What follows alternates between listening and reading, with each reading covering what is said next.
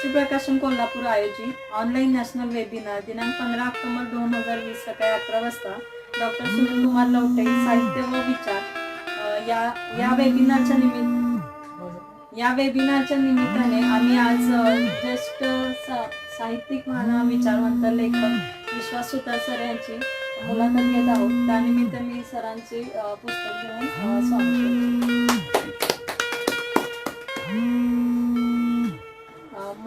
मुलाखत घेण्यास काही हरकत नाही. मोमाने सरांनी मुलाखत घ्यायला सुरुवात करावी. डॉक्टर सुनील कुमार लवटे सरांनी जे साहित्य लिहिलं, संपादित केलं, ते सगळं एका वंचित समूहाला न्याय देणारं असं साहित्य होतं. खरं तर आजचा काळ हा एकूण जागतिक पातळीवरती कोरोनाने एक हाहाकार माजवलेला काळ आहे आणि ह्या काळामध्ये बऱ्यापैकी जग थांबलेलं आहे. परंतु डॉक्टर सुनील कुमार लवटे सरासारखी माणसं असतील, विश्वास सुतार सरासारखी माणसं असतील किंवा आमच्यासारखी काही येडी माणसं असतील, याही काळामध्ये काहीतरी करू इच्छितात. सुरुवातीलाच भाग्यश्री प्रकाशनाचे भाग्यश्री पाटील असतील, इंद्रजित कासोटे असतील, आमचे सहकारी मित्र पंकज खोत, या ठिकाणी मोहिते आणि माझ्या प्रकाशनाच्या माझ्या सहकारी प्राध्यापिका शोभा चाळके, आम्ही काहीतरी वेगवेगळे प्रयोग या काळामध्ये करण्याचा प्रयत्न करतो आहोत. त्यामधला अगदी एक वेगळा दखल घेणारा, एका व्यक्तीचं चरित्र मांडत असताना एका व्यक्तीचं साहित्य विश्व, चरित्र विश्व आणि विचार विश्व मांडत असताना त्यांच्या साहित्यावरती एक वेगळ्या प्रकारची चर्चा व्हावी, ही भूमिका घेऊन या ठिकाणी भाग्यश्री प्रकाशन आणि सगळी टीम काम करते आहे. हे जे नॅशनल वेबिनार आहे ते प्रचंड प्रमाणात यशस्वी होणार आहे, यात अजिबात शंका नाही आहे. लोक सहभागी होत आहेत, लिहित आहेत, वाचायला लागलेले आहेत आणि बऱ्यापैकी या सगळ्या नॅशनल वेबिनारमध्ये चांगल्या पद्धतीचा प्रतिसाद पण मिळायला लागलेला आहे. त्याचा एक पहिला भाग म्हणून आज आम्ही या ऑनलाईन नॅशनल वेबिनाराच्या निमित्तानं डॉक्टर सुनील कुमार लवटे यांच्या साहित्य विश्वाच्या निमित्तानं एकूण साहित्य परिघामध्ये काय चाललेलं आहे या संदर्भामध्ये बोलण्यासाठी मी खरं तर सुरुवात करणार आहे. आमचं असं ठरलेलं होतं, म्हणजे माझंही भाग्यश्री प्रकाशनच्या टीमचं आणि विश्वास सुतार सरांचं पण, मुलाखतीमध्ये डुप्लिकेटपणा करायचा नाही. म्हणजे मी काय विचारणार हे आत्ता मला माहित नाही आहे, सर काय बोलणार आहेत हे सरांना आता माहित नाही आहे. कारण आम्हाला असं वाटतं की नॅचरली पद्धतीनं पुढं जायला पाहिजे. नाहीतर जगातल्या खूप गाजलेल्या मुलाखती अगोदर त्याचं रिटेक झालेलं आहे आणि वारंवार रिटेक होऊन त्या मुलाखती आलेल्या आहेत. आपण रस्त्यावरची माणसं आहोत, रस्त्यावरच्या माणसासाठी साहित्य लिहिणारी माणसं आहोत आणि मला असं वाटतं की जगण्याच्या लढाईमध्ये रिटेक नसतो. तिथं डायरेक्ट लढाई असते, डायरेक्ट चर्चा असते, डायरेक्ट मत असतं, डायरेक्ट बाण मारायचा असतो. त्यामुळं सर, आज जे साहित्य विश्वामध्ये ज्या पद्धतीचं राजकारण चाललेलं आहे, तुमची पहिली प्रतिक्रिया काय?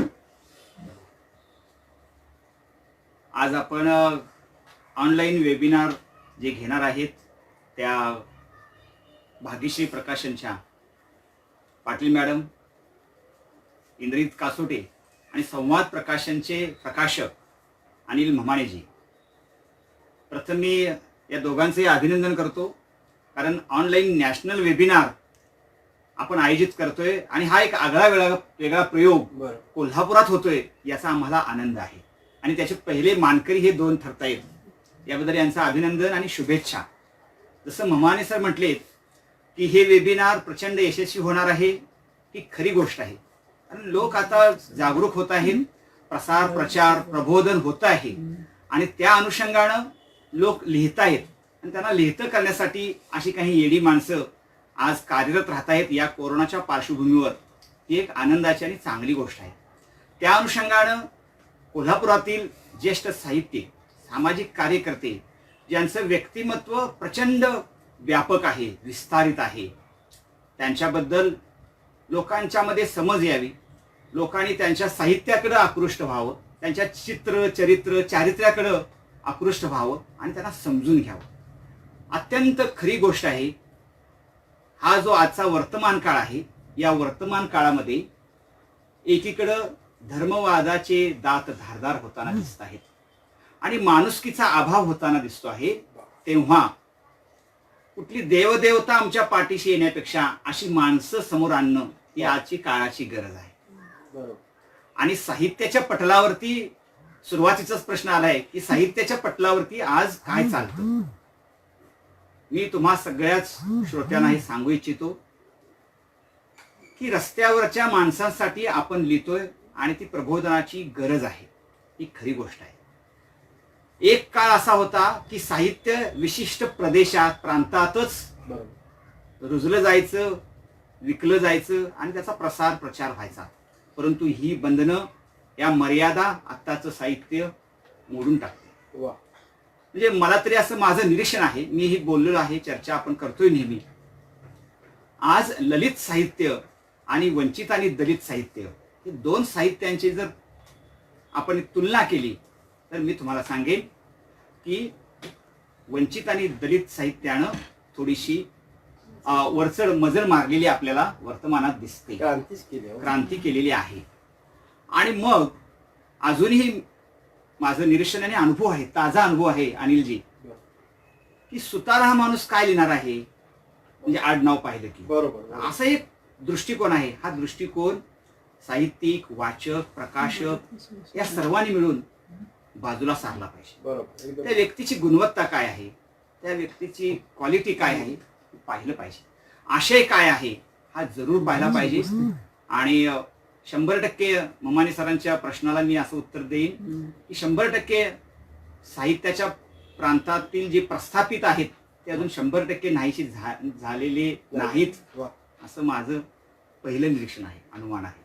नाही सर, प्रश्न इथूनच सुरुवात होतो की या साहित्याच्या विश्वामध्ये एक गटबाजी सुरू आहे आणि गटबाजी सुरू असताना जे चार भिंतीच्या आत अगदी काय रस्त्यावरचं त्यांना काही माहीत नाही आहे, माणसाच्या जगण्या मरण्याबद्दल काही माहीत नाही आहे, त्या साहित्यिक जे असतात ते साहित्यिक काहीतरी लिहिण्याचा प्रयत्न करतात.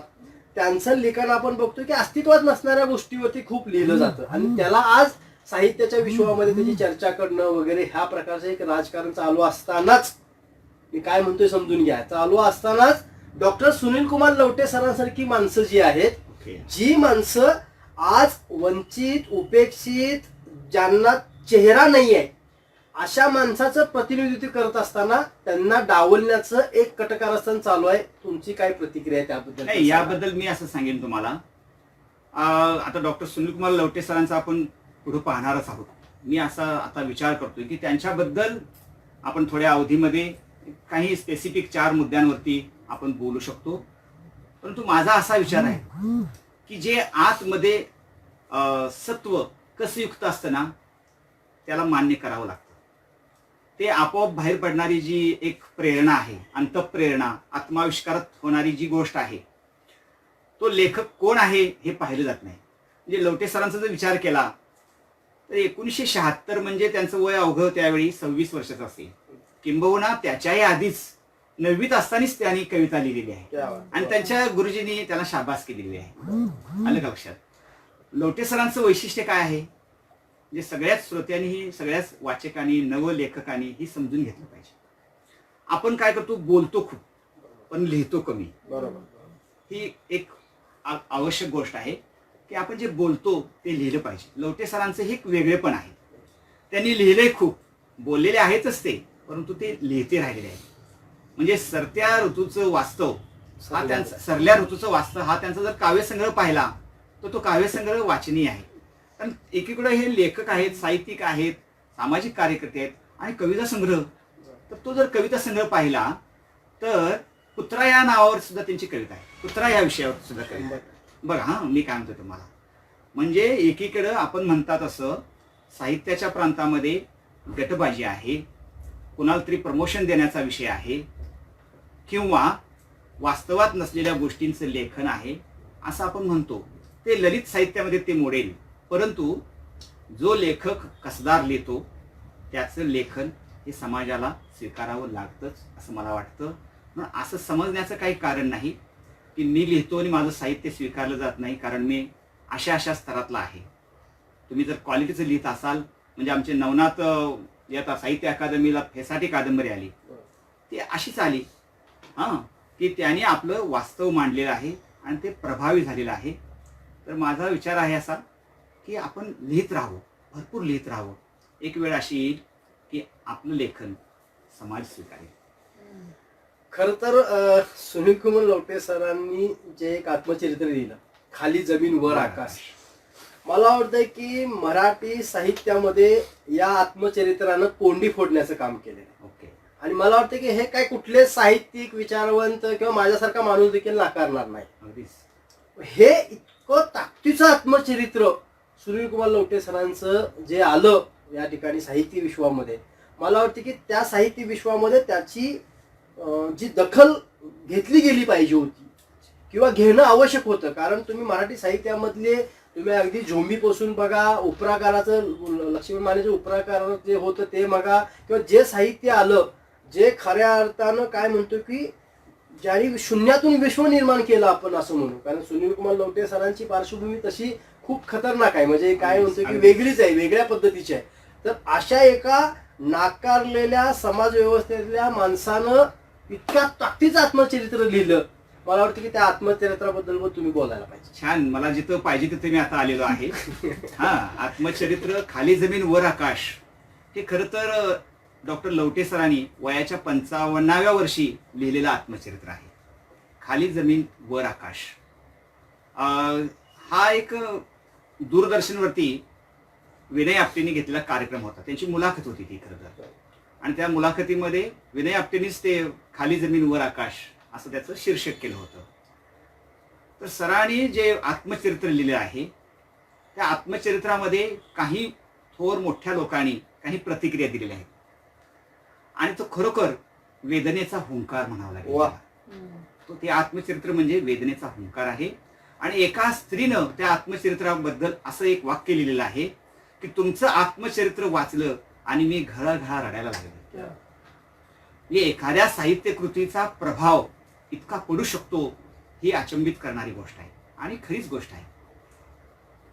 तुम्ही असं म्हणता की हे आत्मचरित्र शासनानं आणि वेगवेगळ्या प्रतिनिधींनी, वेगवेगळ्या संस्थांनी याची दखल घ्यायला पाहिजे होती. तो भाग वेगळा आहे. परंतु त्या आत्मचरित्रानं काय केलं तर मी तुम्हाला सांगेन, ते आत्मचरित्र केवळ लवटे सरांचं आत्मचरित्र नाही. ते नाकारलेल्या, अनाथ म्हणून असहाय्य वेदना सोसणाऱ्या एका प्रतिनिधीचा आहे. त्यामध्ये काय घडतं, सर असं म्हणतात की आपण जातीवाचक बोललो तर काय होतो, अपराध ठरतो. परंतु एखाद्याला अनाथ म्हणतो तेव्हा तो अपराध ठरत नाही. आपण हा उच्चार सहजपणे करतो. परंतु अनाथ असणं म्हणजे काय असतं याची व्याख्या लवटे सरांनी आत्मस्वरमध्ये केलेली आहे. बरं का, त्यांची जी मुलाखत घेतलेली आहे उत्तम कांबळे सरांनी त्यामध्ये केलेली आहे. तो भाग पुढचा आहे. परंतु खाली जमीन वर आकाश आपण जर वाचू तर एक गोष्ट लक्षात येते, एखादा माणसाचं फक्त अस्तित्व या पृथ्वीवरती असतं, म्हणजे तो बिंदू असतो एक. बरं का, आणि त्याचं वैशिष्ट्य असं आहे की आज ही विश्वामित्री अवतार समाजामध्ये जागोजागी दिसत आहेत. म्हणजे करून सवरून नामानिराळी राहणारे पुरुष आज दिसत आहेत. दुसरीकडे अशा कुंती सुद्धा आपल्याकडे आहेत की ज्यांना कर्णासारखा आपला मूल सोडावा लागतो, त्याग करावा लागतो. या दोन्ही पार्श्वभूमी लवटे सरांच्या आयुष्याला आहेत. मला मग सांगा आता की खरं तर आपण जात हा शब्द नाकारणारी माणसं आहोत. ओके. तरी पण मी प्रश्न विचारतोय तुम्हाला की डॉक्टर सुनील कुमार लवटे सरांच्या साहित्याची जातकुळी कुठली? त्यांची जातकुळी आहे ती मानवतेची आहे, वा, माणुसकीची आहे. आज लवटे सरांच्या बद्दल आज हा विचार करतोय मी. त्यांचा आज वयवर्ष 70 आहे. त्यांच्या सोबत मी बराच वेळ कालावधी घालतोय, आम्ही चर्चा करतो. तेव्हा आजचं सरांचं जीवन हे वानप्रस्थाचं आहे, संन्यस्ताचं आहे. आज ते घरात आहेत, कुटुंबात आहेत, समृद्ध जगतायत, परंतु ते एकांतात आहेत. बरं का, ते अगदी स्थितप्रज्ञ आहेत आणि ते केवळ आपल्या कुटुंबाचा, कोल्हापूरचा, महाराष्ट्राचा विचार करत नाहीत. आज ते विश्व कल्याणाचा विचार करतात, अखिल मानव जातीचा विचार करतात. त्या अनुषंगानं त्यांचं लेखन आलेलं आहे. मी असा विचार करतोय, लवटे सरांच्या बद्दल आज मी 4 पद्धतीनं तुमच्यासमोर बोलावा असा माझा विचार आहे. कारण त्यांची व्यक्तिमत्वाची जी घडण आहे ती एक वेगळ्या प्रकारे घडलेली आहे, हे व्यक्तिमत्व म्हणून. दुसरं त्यांचं कार्य म्हणून एक वेगळं आहे. तिसरं त्यांचे विचार म्हणून त्यांची एक वेगळी शैली आहे. आणि त्यांचं साहित्य हा एक वेगळा प्रांत आहे. या 4ही अंगानं जर आपण बघू तर त्यांचं वैशिष्ट्य काय आहे हे मी तुम्हाला नंतर सांगतो. नाही, मुद्दा असा तयार होतो की खरं तर असाही आरोप आपल्यावरती होऊ शकतो की आपण व्यक्तिवादी पद्धतीने विचार करायला लागलो. हो, बरं. होऊ शकतो ना. मला असं वाटतंय की सुनील कुमार लवटे सरांच्या या वेबिनारच्या निमित्तानं साहित्य विश्वामध्ये कोणत्या प्रकारची चर्चा व्हायला पाहिजे, म्हणजे काय कुठं नेऊन ते जोडलं गेलं पाहिजे, किंवा आपल्यासारख्या लिहिणाऱ्या विचार करणाऱ्या माणसाने, आपण व्यक्तिवादामध्ये अडकणारी माणसं नाही आहोत, नक्कीच नाही आहोत, पण व्यक्ती वगळून साहित्याचा विचार करता येऊ शकतो का याची पण चर्चा व्हायला पाहिजे. काय तुमची प्रतिक्रिया? ठीक आहे. आता हा एक मुद्दा अत्यंत महत्वाचा आहे. कदाचित असं होईल की व्यक्तिपूजा म्हणून त्यांचा आपण वेबिनार ठेवतोय की काय, तर हा कृपया कुणी गैरसमज करून घेऊ नये. हा एक लवटे सरांच्या मधला दोष आहे की काय असं मला वाटतं. कारण हे आता सांगणं म्हणजे किती आहे बघा ना. काय आहे, काही माणसंही भिडस्त असतात, बरं का. काही माणसं भिडस्त असतात आणि त्यांना वाटत नाही की आपली प्रसिद्धी व्हावी, आपली पुस्तकं खरेदी करावीत, आपले विचार जावेत, आपल्याला कुठला तरी पुरस्कार मिळावा. म्हणजे एक प्रकारचा तटस्थपणा त्यांच्यामध्ये आजच नाही, तो अगदी तो त्यांचा एक अंतस्थ स्वभाव आहे असं आपण त्याला म्हणूया, बरं का.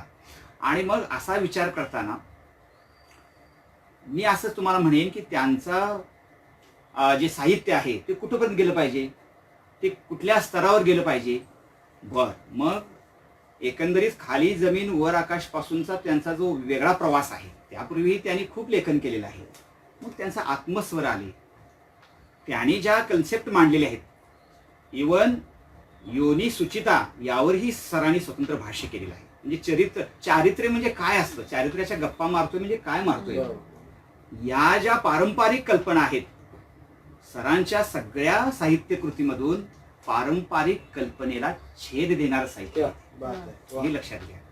आणि म्हणून जिथं जिथं जुनं आहे ते आपण संस्कृती म्हणून सांभाळूच, ते सोडणार नाही आपण. सरांचा सकारात्मक भाव जो आहे, पॉझिटिव्हनेस जो आहे, ती सगळ्यात मोठी गोष्ट आहे. म्हणजे सर असं करत नाहीत, ते संघर्ष करतायत. खाली जमीन वर आकाशमध्ये त्यांचा संघर्ष काय आहे, ते असं म्हणतात की एक प्रसंग सांगतो तुम्हाला म्हणजे स्पष्ट होईल. जेव्हा नवरंगी आश्रमामध्ये तेली गल्लीमध्ये एका शाळेच्या पहिल्याच दिवसात ते गेलेत, पहिलाच दिवस शाळेचा, जेव्हा गुरुजींनी विचारलं की तुझं नाव काय, बघा कशी माणसाच्या आयुष्याची संघर्षाची सुरुवात कशी होती. ते म्हटले माझं नाव सुनील. अरे तुझं पूर्ण नाव सांग. माझं पूर्ण नाव सुनील. म्हणजे ती एक धारणा असते, ती काहीच नाही. कारण एकंदरीत नवरंगी आश्रमातलं वातावरण हे सगळी मिळून जगणारी माणसं होती. सगळीच आईने वडील हा प्रश्नच इथं नव्हता. जसं आपल्या कुटुंबात आई पप्पा म्हणतो, अनेक आई होत्या, ज्या आई होत्या त्याही तशाच होत्या यांच्यासारख्या. म्हणजे एकूण जो सगळा माहोल होता तो आई वडील ह्या नात्यांच्या पलीकडचा होता. त्यामुळे गुरुजीने विचारलेला प्रश्न, मग गुरुजी विचारतात अरे तुझ्या वडिलांचं नाव काय. हा पहिला त्यांना छेद मिळालेला आहे त्यांच्या आयुष्याला, एक काय म्हणतोय कलाटणी देणारा आणि स्पार्किंग काहीतरी होतं. तेव्हा तो स्पार्क आहे की वडिलांचं नाव काय. तर ते म्हटले की काहीच नाही, उत्तर दिलं नाही. अरे मग तू असा असणार आहेस, तू मागच्या ठिकाणी बस. म्हणजे स्वतः काहीतरी वेगळे आहोत, या अन्य मुलांच्या पेक्षा वेगळे आहोत, मागे दलित मुलं बसवायची म्हणून मला पाठीमागे बसवले, मी काहीतरी वेगळा आहे. ही भावना तिथं आली, तिथून संघर्ष सुरू झाला. मग पुढे पुढे संघर्ष उत्तर आयुष्यामध्ये या खाली जमीन वर आकाशमध्ये प्रत्येक ठिकाणी स्वतःला सिद्ध करण्याशिवाय पर्याय झाला नाही. कारण आहे कोण, फक्त बिंदूच आहे. बिंदू म्हणजे काय, फक्त अस्तित्व आहे. बरोबर. आणि सिद्ध करल्याशिवाय पर्याय नाही. म्हणजे तुम्हाला सांगतो, तत्कालीन परिस्थितीमध्ये अनाथ आश्रम, रिमांड होम या इथल्या मुलांनी 10वी किंवा तत्कालीन 11वी म्हणूया किंवा आता सुद्धा शिक्षण झालं तर काय करावं असं आपली अपेक्षा आहे. तर त्यावेळी अशी होती की जास्तीत जास्त म्हणजे ह्यांनी ITI करावं. ITI करणं म्हणजे यांचं उच्च शिक्षण. परंतु यांनी इच्छा व्यक्त केली की मला कॉलेज करायचं, मला शिकायचं आहे, मला शिकायचं आहे. शिष्यवृत्ती मिळवून, खरं तर शिष्यवृत्ती मिळते म्हणून सरांनी हिंदी हा विषय घेतला बरं का. म्हणजे काय अनपेक्षित धक्के असतात बा. आणि त्याच हिंदी विषयात त्यांनी अगदी झपाटून अल्पावधीत PhD पूर्ण केली. आज हिंदीवरती सरांची कितीतरी वेबिनार्स होतात, भाषणं होतात. उत्तर प्रदेशमध्ये शाहू जयंतीला सरांना महाराष्ट्र शासनाने व्याख्यानाला पाठवलं. ही किती मोठी गोष्ट आहे. तर हा संघर्ष सतत सातत्यानं चालू आहे. पण संघर्ष म्हणजे काय, तर पुढून कोणतरी धक्का देत असतं बरोबर का. आपण मगापासून जो विचार करतो, प्रस्थापितांचे धक्के हे सातत्यानं आहेत. आणि मग सरांनी रिमांड होमला एक ऊर्जित अवस्था आणली. अनेक संस्था तिथं सुरू केल्या, शाळा सुरू केली. त्यासाठी ज्या कोर्ट कचेऱ्या आहेत, मंत्रालयाच्या फेऱ्या आहेत, सहकार्यांचं न स्वीकारणं आहे, ह्या सगळ्या गोष्टी कॉलेजमधल्या काही पुढच्या ज्या खाली जमीन वर आकाशमध्ये आपल्याला 2005 पर्यंत सगळं पाहायला मिळतं. तो संघर्ष जरूर आहे.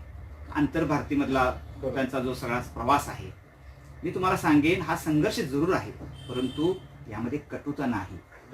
एक लक्षात घ्या. माणसाचं वेगळं पण काय असतं, ह्या माणसाला समजून का घ्यायचं, यांचं साहित्य का समजून घ्यायचं, आणि साहित्य कोणत्या पातळीवर गेलं पाहिजे हे का पाहून घ्यायचं. कारण हे साहित्य माणसाला जगायला समर्थ करणार आहे, बळ देणार आहे आणि नवा विचार करणार आहे. म्हणजे त्या अर्थानं डॉक्टर सुनील कुमार लवटे हे वैचारिक व्यक्ती आहेत, लक्षात घ्या. नाही, आता एक मुद्दा असा तयार झालाय की खरं तर तो तुम्ही विषय काढला म्हणून की सरांचा विषय तसा हिंदी होता. हो. सरांनी जसं मराठी साहित्यामध्ये एक विश्व तयार केलं, त्यांचं एक अस्तित्व तयार केलं, तसंच हिंदी साहित्यामध्ये पण त्यांनी एक वेगळं अस्तित्व तयार केलेलं आहे. तर हिंदी साहित्य आणि मराठी साहित्य याचा संघर्ष आणि मग लवटे सर काय आहे नेमका गणित काय आहे. हा, आता कसं झालं, एक तर त्यांचं कॉलेज शिक्षण होतं, ते त्या मौनी विद्यापीठात जाईपर्यंत ते कविता करत होते, छोट्या छोट्या कथा लिहित होते. आणि आंतरभारतीमध्ये जेव्हा ते आले तेव्हा वि. स. खांडेकर त्यांच्या संपर्कात आले. हा एक त्यांचा प्रभाव. हा, वि. स. खांडेकरांची त्यांनी एक कथा वाचली आणि त्यांच्यावर तो प्रभाव पडला. त्यांच्यावरती साने गुरुजींचा प्रभाव आहे, वि. स. खांडेकरांचा प्रभाव आहे, गांधीजींचा प्रभाव आहे. आणि मराठी साहित्यामध्ये इतकी विपुलता त्यांना अनुभवता आली, पाहता आली. आणि इकडं त्यांनी मराठी लेखन केलेच, परंतु हिंदी साहित्य सुद्धा त्यांचं खूप आहे. म्हणजे तुम्हा सगळ्या वाचकांना, श्रोत्यांना आश्चर्य वाटेल की हिंदी वेब साहित्य याची कल्पना काय असते. हिंदी वेब साहित्य तुम्हाला आश्चर्य वाटेल. 400 पानांचा संशोधन ग्रंथ लवटे सरांच्या पुढाकारानं UGCनं 9 लाख रुपये ग्रँट देऊन 2012 साली शिवाजी विद्यापीठाच्या मार्फत तो राजकमल दिल्लीचं प्रकाशन आहे त्यांनी प्रकाशित केला.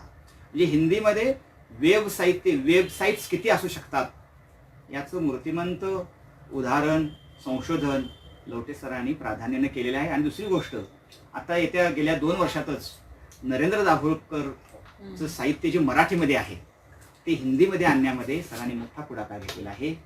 उपराष्ट्रपती डॉक्टर हमीद अन्सारी यांच्याच उपस्थितीमध्ये मोठा सोहळा झाला. हे सांगण्याचं कारण काय की ही माणसं सतत निरंतर चालत राहतात, करत राहतात. आणि यांचा ध्यास काय आहे तर पुढच्या पिढीला अधिक सोपं करून देणं. आता माझा संघर्ष आहे ना, हा माझा संघर्ष मी भोगतोयच, पण माझ्यासारखं आयुष्य ज्यांच्या वाट्याला आलेलं आहे त्यांनाही उन्नत करायचंच. अनेक उपेक्षित वंचित आहेत त्यांनाही उन्नत करायचंच. परंतु सर्वांना घेऊन आपण एक आयडियल समाज, आयडियल सोसायटी, सेज, नवा सेज, सोशियल एज्युकेशन प्रोग्राम. नाही, मग एक मुद्दा एक फार महत्वाचा, आता मला माझं पण आता सुरू झालं ते मुद्दा असा आहे की काय झाले की याच्यामध्ये साहित्यिकांनी लिहित जावं, बरोबर, आणि साहित्यिकांनी लिहावं आणि काही लोकांनी कृती करावी, बरोबर. पण लवटे सरांच्या बाबतीमध्ये साहित्यिक म्हणून, व्यक्ती म्हणून आणि त्यांची विचार प्रक्रिया म्हणून हे जे एक साम्य आहे. कारण एकदा मला त्यांना सहज त्यांनी एक मला किस्सा सांगितला होता. मी बसमध्ये बसलो होतो आणि शेजारच्या माणसाने विचारलं तुम्ही कुणापैकी, तेव्हा लवटे सरांनी सांगितलं होतं की मी माणसांपैकी. म्हणजे हा जो मुद्दा आहे, तर मला असं वाटतंय की लवटे सरांचा व्यक्तिवेद म्हणून विचार करत असताना, साहित्यिक म्हणून विचार करत असताना, विचारवंत म्हणून विचार करत असताना, हे जे काय एक त्यांच्यातलं साम्यता म्हणा किंवा माणसांची त्यांचे व्यवहार काय कसे काय आहेत नेमका, अगदी महत्वाचा प्रश्न. कारण मी ह्या 4च गोष्टींवरती बराच वेळ विचार करतोय आणि तुम्हा सर्वांना मी आव्हान ह्यासाठीच करणार आहे. लवटे सरांच्या विचार आणि साहित्यावरती आपण लिहावं. का लिहावं याचं कारण आहे. काही माणसं लिहितात म्हणजे नुसतंच जन्माला एखादी पुत्री कशी बाळाला जन्म जाते तसं प्रसव नुसतं होत राहतं, बरोबर, परंतु त्याला कस नसतो. यस. काही माणसं लिहितात, भरभरून लिहितात, परंतु त्याचं अंतर्वर्तन जे आहे ते बरोबर त्याच्या विरोधात भासत असतं. म्हणून व्यक्तिमत्व म्हणून लवटे सर,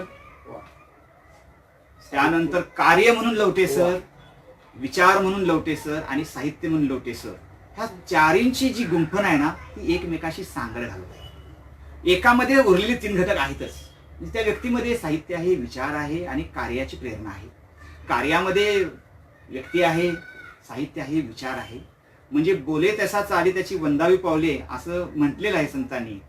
खरं तर याचं मूर्तिमंत उदाहरण म्हणजे लवटे सर. एक उदाहरण सांगतो तुम्हाला. गोखले कॉलेजमध्ये सुरुवातीच्या काळात संस्थापकांनी त्यांना तात्पुरतं शिकवायला म्हणून घेतलं आणि त्यावेळी त्यांनी शिकवलं. अगदी क्लास चांगले झालेत, सगळे झालेत. त्या पुस्तकातही तो हा प्रसंग आहे. लवटे सरांनी मला अनेक वेळा तो सांगितलेला आहे. म्हणजे माणसांचं काय असतं, तत्व आणि निष्ठा काय असते लवटे सरांच्या मध्ये आहे. तर तिथं असं ठरलं की काही प्राध्यापकांनी त्याच कॉलेजच्या विरोधात काही निदर्शनं केली आणि त्यात हेही सहभागी झाले. आणि त्यावेळेचे ते संघटक होते, त्यावेळी शिक्षक संघटनांचे प्रतिनिधी पण होते लवटे सर, असे सर्वव्यापी आहे. तर त्या संस्थापकांनी त्यांना बोलवून चेक दिला की तुम्ही एक काम केले. तर हे म्हटले की नाही, मी काम केले परंतु फ्री ऑफ कॉस्ट, मी योगदान, मला अनुभव मिळावा म्हणून केले, मला तुमचे पैसे नको. एकीकडं पैशासाठी म्हणून काम करणारी माणसं, प्रसंगी तत्वाना मुरड घालणारी माणसं दिसतायत भरपूर, परंतु लवटे सरांसारखी माणसं जी बोलतात, लिहितात, तसंच आपल्या वर्तन व्यवहारात आहेत. ही एक कोल्हापूरसाठी भूषणावह गोष्ट आहे आणि खऱ्या अर्थानं कोल्हापूर भूषण हे त्यांच्यासाठी मिळालेलं मोठं योगदान आहे. त्यांना महाराष्ट्र भूषणही मिळालं पाहिजे अशी आपली मागणी आहे. नाही, खरं तर खूप वेगवेगळे मुद्दे समोर येत आहेत. लवटे सरांचं साहित्याविषयी आता त्यांची पुस्तकाचा आकडा खरं तर 100 गेलेला आहे. पण हे पण समजून घ्यायला पाहिजे आपण की एखादा माणूस जेव्हा लिहित असतो, बोलत असतो, तेव्हा त्याची समाज दखल घेत असतो. कारण सरांचं जर एकूण पुरस्काराची ह्याची यादी बघितली तर मला असं वाटतंय की त्यांना प्रचंड पुरस्कार मिळालेले आहेत. आणि हे सेमिनारचं जेव्हा आम्ही हे करत होतो तेव्हा त्यांची जेव्हा पुरस्काराची यादी बघत होतो तर मलाच आश्चर्य वाटलं, आणि एका व्यक्तीला एवढे पुरस्कार मिळू शकतात. मला वाटतंय की ही देखील खूप वेगळी गोष्ट आहे. म्हणजे रोल ऑफ ऑनरचा पुरस्कार असेल, समाजकार्याचा पुरस्कार असेल, ऋण अभिव्यक्ती सन्मानपत्र असेल, म्हणजे हे सगळं, म्हणजे अगदी राजर्षी शाहू सामाजिक कृतज्ञता पुरस्कार असेल, भाई माधवराव बागलांचा, हे सगळे पुरस्कार जेव्हा लवटे सरांना मिळत होते तर त्यांच्या पुरस्काराचं एक वेगळं वैशिष्ट्य होतं. म्हणजे ते पुरस्कारांचे सगळी रक्कम आणि हे काय करत होते सामाजिक संस्था, याच्याबद्दल पण तुम्ही बोला. खूपच आहे या गोष्टी. त्यांना पुरस्कार, एका व्यक्ती म्हणून त्यांना पुरस्कार मिळाला, परंतु तो नाकारला आणि तो संस्थेला मिळावा असा हट्टास धरला. आणि खरोखर मग त्या संस्थेनं त्यांना बालकल्याण संस्थेला पुरस्कार मिळाला आणि त्याची रक्कमही ते परत देत राहिले. ही गोष्ट आहे ना, ही खूप अनुकरणीय गोष्ट आहे. एरवी आता माणसं पुरस्कारासाठी खूप प्रयत्न करतात आणि ते आपल्याला मिळावेत, त्याची रक्कमही आपण घ्यावी, परंतु आज नेहमीच ते मग पुन्हा पुन्हा तेच होते आपल्याकडं की ही जी दात्याची भूमिका आहे, दुसऱ्या प्रतीची जी कणव आहे, ती लवटे सरांची पुन्हा अंतस्थ आहे. आमच्यासारखी कितीतरी माणसं, त्यांच्याकडे न शिकलेली माणसं त्यांचे विद्यार्थ्यांना आज अभिमानाने सांगतात. म्हणजे खरंच आहे ना, समोर बसूनच शिकलं पाहिजे एखाद्या माणसाकडे, असं नाही नाही. असं काय नाही. त्यांच्याकडे बघून आपल्याला प्रेरणा मिळते, ही किती मोठी गोष्ट आहे. लक्षात घ्या, सरांच्या एका शब्दानं अनेक हात लिहिते झालेले आहेत. वा. अनेक हात लिहिते झालेले आहेत. म्हणजे माझंच, मी आज जो बोलतोय ना, प्रेरणा हीच आहे. पण तो सरांचं विधान वेगळं आहे. मात्र सर काय म्हणतात की तुमच्यात आत काहीतरी असलं पाहिजे. हो. त्याशिवाय ते होत नाही ना. ही गोष्ट खरी आहे, परंतु कोणीतरी फुंकर घालावी लागते. आणि ती फुंकर अनेकांच्या आयुष्यामध्ये डॉक्टर सुनील कुमार लवटे सरांनी घातलेली आहे. आणि ही गोष्ट आहे आज सर, खरं तर 2005 ते 2020 हा जो त्यांच्या आयुष्याचा पट आहे, हा खूप मोठा आहे आणि एकदम विस्तारित आहे. सरांनी झपाटून काम केले, 18 तास काम केले. म्हणजे आज 70 वयाचा माणूस तरुण असू शकतो यावरती आपला विश्वास आहे. प्रश्नच आहे.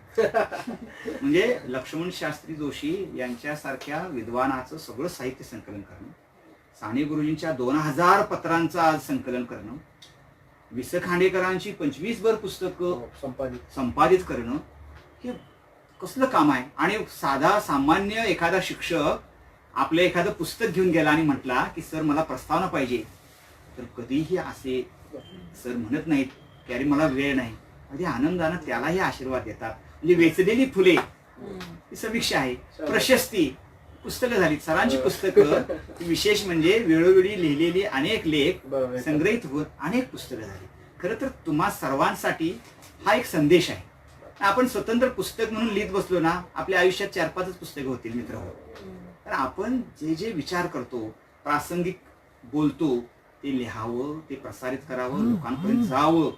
आणि मगाशी आपला एक उल्लेख झाला होता की माणसानं, सरांचा पण तो एक चांगला गुण आहे, कुठलेही काय त्यासाठी यश मिळेल का नाही हा भाग गौण. पण आपण इच्छा झाली, आपल्या बाहेर पडावंसं वाटतं, तर ते सर करत जातात, लिहित जातात आणि मग त्यांना आपोआप फीडबॅक मिळतो. सरांचं एक वाक्य सुंदर आहे की मी पलंगावर अगदी लोळत पडलोय असा क्षण नाही, असा क्षण नाही. काय आयुष्य आहे बघा. म्हणजे 70 वर्षापर्यंत एखादा माणूस अशी एनर्जी घेऊन असतो, समोरचा पाहतो तेव्हा त्यांच्याकडे हसतमुख जगतो. हीच मोठी प्रेरणा आहे. साहित्याच्या प्रेरणा त्या बाहेरून येण्यापेक्षा त्या आतून जास्त याव्यात असं आम्हाला वाटतं. आणि लवटे सरांचं समग्र साहित्य, आपल्याला वेळ कमी आहे, नाहीतर त्यांच्या साहित्य पुस्तकांवर आपण खूप चांगलं चांगलं असं विचार मांडू शकतो. ते मांडण्याची संधी भाग्यश्री प्रकाशननं ऑनलाईन नॅशनल वेबिनार आयोजित करून दिलेली आहे. हे सुद्धा आपल्याला वेबसाईटवरती, फेसबुकवरती ते डिटेल पाहायला मिळणार आहे मित्र. सरांचं एक एक पुस्तक आपण वाचावं. आत्मस्वर, 2 गोष्टी आहेत, खाली जमीन वर आकाश, ही सरांनी वर्णनात्मक लिहिलेलं आपलं एक चरित्र म्हणूया आहे.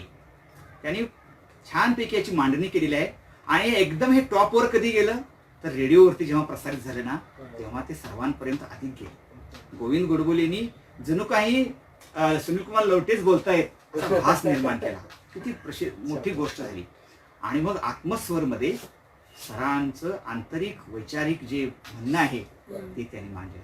दुःखहरण वाचावं. एक केवळ दुःखहरण पुस्तक वाचलं ना की ही व्यक्ती आणि यांच्या सोबत आली असलेली माणसं काय असतील, काय एका एका माणसाचं आयुष्य असतं, म्हणून हे आपण समजून घ्यायचं आहे. एक काळ असा होता, माणसं आपलं आयुष्य आत्मचरित्राच्या रूपात ललित परलित होते. परंतु लवटे सर स्वतःला साहित्यिक समजत नाहीत, ते स्वतःला लेखक समजतात. कारण ते खरं लिहितात, ते वास्तव लिहितात, जे आहे तेच लिहितात. त्यांना खूप कमी असं जमतं की अलंकारिक भाषेत लिहिणं. ते लिहू शकतात कारण तेवढी भाषेची त्यांची मास्टरी आहे. बरेच हिंदी शब्द त्यांच्या मराठी भाषेत येतात बरं का. म्हणजे तुम्ही जर अभ्यास करत असाल तर त्यांचा एक शब्द तुम्हाला मी सांगतो, म्हणजे तुम्हाला तो वारंवार आढळेल, आम्ही तो वापरतो. म्हणजे एखादी गोष्ट आवश्यकच नाही तर अनिवार्य, असे शब्द सरांचे असतात. म्हणजे अनिवार्य हा शब्द हिंदीमधून आलेला आहे. परिवेश हा शब्द कधी कधी सर वापरतात. तर हिंदी भाषेचा तो प्रभाव आहे. माझा एक अनुभव तुम्हाला सांगतो. गेल्याच 15 दिवसापूर्वी शिक्षकांसाठी म्हणून आम्ही वेबिनार घेतलं आणि शिक्षकांसाठी सर बोललेत, छान बोललेत. आणि आमचे हे मित्र अनिल म्हमाणे लगेच त्यांना म्हटले की सर अण्णाभाऊ साठेंच्या वरती आपण 5 मिनिटं बोलावं. आणि सर म्हटले बोलतो. आणि काय आश्चर्याची गोष्ट आहे की कॅमेरा सुरू झाला, सर बोलत राहिले, काहीही समोर नाही. ही मला सांगा, ही गोष्ट वेगळी आहे की नाही? ही गोष्ट आपल्याला अनुकरणीय आहे.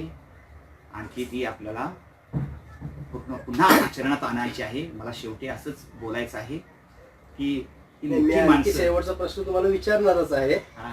तत्पूर्वी मी सगळ्या शांत पद्धतीने विचार करणाऱ्या, काहीतरी करू पाहणाऱ्या, ज्यांना काहीतरी नवं लिहायचं आहे, ज्यांना सगळंच असं काहीतरी निराशवादी वाटतंय, मला वाटतं की यांच्यासाठी एक काय म्हणतो की लवटे सरांचं साहित्य एक प्रेरणा देणारं साहित्य आहे. निश्चित आहे. कारण लवटे सरांच्या साहित्याला वास्तवाची जोड आहे. म्हणजे रोमॅन्टिक साहित्य लवटे सरांनी लिहिलेलं नाही आहे, एक संघर्षाचं साहित्य लवटे सरांनी लिहिलेलं आहे.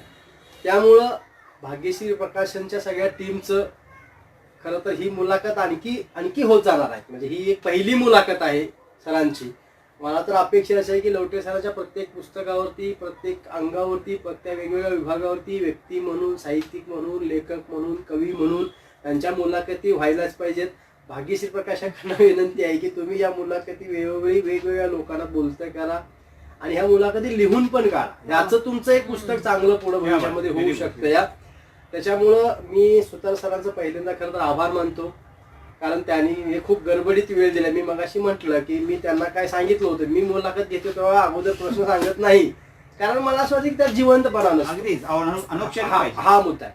त्यामुळे भाग्यश्री प्रकाशनचे भाग्यश्री पाटील, इंद्रजित कासोटे, आता ही जी मुलाखत घेण्याचं टेक्निकल जे काम करायला लागलेले आहे ते पंकज खोत, त्याला पगार आम्ही देणार आहोत नंतर. या ठिकाणी प्रमोद मोहिते, प्राध्यापिका शोभा चाळके, या सगळ्यांचं मी पहिल्यांदा आभार व्यक्त करतो, ऋण व्यक्त करतो. आणि शेवटचा प्रश्न मी सरांना विचारणार आहे. सर, काय झालंय की एकूण आजचा जो काळ आहे तो काळ काय गंभीर पद्धतीनं काहीतरी नवं लिहिणाऱ्यांचा चेष्टा करण्याचा काळ आहे. आणि साहित्यामध्ये ज्याचं ग्रुपिंग आहे, ज्याचं काय म्हणतोय की एक गटबाजी आहे आणि ज्याचे कुठेतरी वशिले आहेत, अशा साहित्याची चर्चा प्रक्रिया अगदी मीडियातनं ह्याच्यातनं करण्याचं एक नवं कारस्थान सुरू आहे. अशा काळामध्ये आपण लवटे सरांच्या वंचितांच्या बाजूने उभा राहणाऱ्या एका साहित्यिकावरची चर्चा करतो. तुम्ही एकूण साहित्य विश्वामध्ये नवं लिहिणाऱ्यांना आणि किंवा आत्ता जे साहित्यिक आहेत, विचारवंत आहेत, विचार करणाऱ्या माणसांना काय सांगू शकणार आहे ते सांगा. ओके. हा खूप छान प्रश्न आहे आणि हा शेवटचा प्रश्न आहे, त्यामुळे अगदी संक्षिप्तच बोलणार आहे. पुन्हा मी लवटे सरांचंच उद्धृत करेन संदेश कायमचाच, की हे जग दोन प्रकारचं आहे. एक व्हाईट आहे आणि एक ब्लॅक आहे, बरं का. दिवस आहे आणि रात्री आहे, अंडरवर्ल्ड पण आहे आणि व्हाईट कॉलर पण आहे, बरं का. आपण कुणाकडे पाहतो हे महत्वाचं आहे, बरं का. जरूर रात्रीतले दोष आपण काढावेत, परंतु आता पुरोगामी म्हणवणाऱ्या सर्व माणसांचा म्हणजे काय दोष आहे की काय व्हायला लागले काय कळत नाही, परंतु दोष काढणे एवढंच काम आहे, असा गैरसमज होऊ नये अशी माझी एक विनंती आहे. मी पुरोगामी आहे ना, तर मी दोषच काढले पाहिजेत, असं असू नये खरं तर. हा, म्हणजे मी वारकरी आहे पण मी पुरोगामी सुद्धा असू शकतो, आहे, होऊ शकतो ना, स्वाभाविक ना. कारण वारकरी परंपरा ही क्रांतिकारी परंपरा होती, चळवळच आहे, प्रश्नच नाही. आलं का लक्षात. म्हणजे हा वारकरी आहे ना, म्हणजे हा जुनाट विचाराचा असणार, संत टाळ कुठं बसणार असा मित्र विचार नाही आहे. दोन्ही बाजू आहे, तुकारामाचे वारसदार आहे तो वारकरी वारसदार आहे. तेव्हा फक्त एक गोष्ट यायला पाहिजे आपल्याकडे, तीच म्हणतोय की आम्ही नेहमीच विचार करतो की सर्वात महत्वाचा गुण लेखकामध्ये असू दे किंवा सर्वसामान्य माणसांमध्ये आणि जाणत्या माणसांमध्ये म्हणजे विवेक वृत्ती आहे. विवेक वृत्ती, आपण त्याचा पुरस्कार जास्त करतो. कारण आता आपण असं म्हणतो की सुनील कुमार लवटे सरांचे वेबिनार आणि साहित्य हे उपेक्षित, वंचित यांच्या अंगाने जातं. तर मी थोडंसं आणखी पुढचा विचार करतो की केवळ अशाच माणसांनी लिहू नये, यांनी लिहावंच, परंतु जे ललित लेखक आहेत ना त्यांनीही समजून घ्यावं सुनील कुमार लवटेला आणि त्यांच्याबद्दल लिहावं असा माझा आग्रह आहे, बरं का. कारण त्यांनी लिहिलं पाहिजे. माझा हा संदेश तोच आहे. तुम्ही म्हटला शेवटचा संदेश काय द्याल तरुणांना, तर तुम्ही जेव्हा एखादी मालिका टीव्हीवरची सिरियल तुम्ही आरोप करता ती खोटी आहे म्हणताना, तेव्हा ती तुम्हाला पाहावी लागते, तुम्ही पर्याय दिला पाहिजे. तर सुनील कुमार लवटे हे उपेक्षित जीने जगलेले आहेत, त्यांच्यावरती त्यांनी आयुष्य जगलेलं आहे, त्यांनी वंचितांबद्दल खूप काम केलेलं आहे. म्हणून त्यांनी त्यांचं चरित्र, त्यांचं साहित्य फक्त वंचितांनी वाचावं, उपेक्षितांनी वाचावं आणि पुरोगामीने वाचावं, चळवळ करणाऱ्यानेच वाचावं, लिहावं, प्रकाशित करावं असं अजिबात बिलकुल नाही. त्यांचं वाचन हे विश्व कल्याणाचं आहे. त्यांचं साहित्य हे सर्वांच्या हिताचं आहे आणि तुम्ही जरूर वाचा. ते प्रवाही आहे, आपल्या अंतःकरणाला भेटणार आहे. कसलंही असू दे, मग ते साधे साधे लेख असू देत त्यांचे वर्तमानपत्रातले येणारे, हे सगळे आपल्या जीवनाला मार्गदर्शक ठरणार आहेत आणि लिहायला प्रेरणा देणारे आहेत. म्हणून तुम्हाला सर्वांना माझी विनंती आहे की तुम्ही लिहित असाल आणि आता तुम्ही पाहत असाल तर तुम्हाला एक आव्हान आहे. आपल्याकडून 10 लोकांना या वेबिनारला रजिस्ट्रेशन करायला सांगावं, त्याने लिहावं. भले थोडं लिहावं, चुकीचं लिहावं, दुरुस्तीला आपल्याला संधी देण्यात येईल, परंतु लिहावं, सर्वांनी लिहावं. सर्व स्त्री सर्व पुरुषांनी लिहावं असंही मी म्हणते तुम्हाला, किंवा स्त्रियांनी सुद्धा लिहावं. आपण जर पुरुष असाल तर आपल्या पत्नीला सुद्धा सरांचं एक पुस्तक भेट द्या आणि यावरती 1-2 पानं लिही बाई असं म्हणा. त्याचं आम्ही स्वागत करतो. स्त्रियांनी पण सांगावं पुरुषांना. स्त्रियांनी आज याच्यावरती स्त्रिया असतील, बरोबर आहे, तर आपल्या पुरुषांनाही सांगावं. कारण हा माझा खरोखर हा अनुभव मला रात्री सुचला सर. कारण माझ्या पत्नीने मला एक कथा लिहून दिली, आम्ही कथा लेखन स्पर्धा आयोजित केली त्यात. मला ही गोष्ट वेगळी वाटली. कुठेतरी ही प्रेरणा जाते, संक्रमित होताना दिसते आणि आपण हे संक्रमणाचे करते होऊया, संक्रमणाचे वारसदार होऊया. हा विचार हा प्रवाही राहायला पाहिजे. निसर्ग प्रवाही आहे, निसर्गामध्ये एकही गोष्ट साचून राहत नाही. शरीर आपलं प्रवाही आहे, एकही धमनी अशी ब्लॉक होत नाही. ब्लॉक झाली की थांबलं. बरोबर, प्रवाही राहूया. तुम्हा सर्वांना मनपूर्वक आवाहन करतो. लवटे सर हे एक प्रतिनिधी आहेत, एक आयडियल व्यक्तिमत्व आहे. तुम्ही त्याचा विचार कराल, त्यांच्या पुस्तकांवर लिहाल, स्वतंत्र विचार करा, स्वतंत्र लिहा. आपला मेंदू आपल्या डोक्यातच राहावा अशी आम्हा सर्वांची इच्छा आहे. आम्हा सर्वांचे आभार. धन्यवाद.